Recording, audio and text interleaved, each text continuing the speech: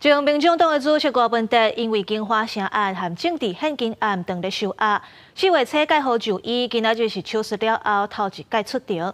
郭文德律师主张被告受到检方无正当的审问甲恐吓，律师希望把笔录的内容调出来看。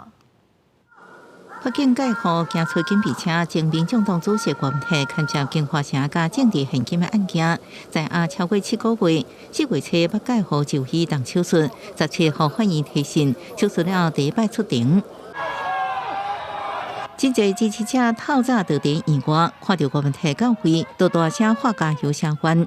郭文德太太陈培琪也到庭旁听，对提问无回应。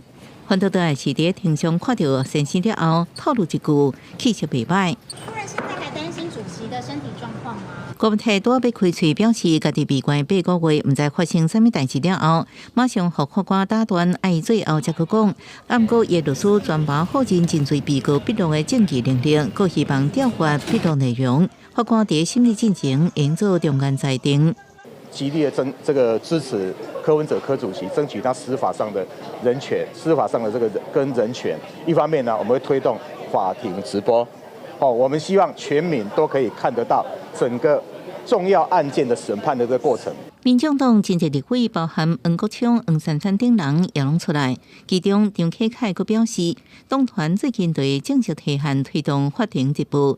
为郭文德这摆出庭了后，台北地院也规划5月，迫切将伊就地出来审理。公视新闻采访报道。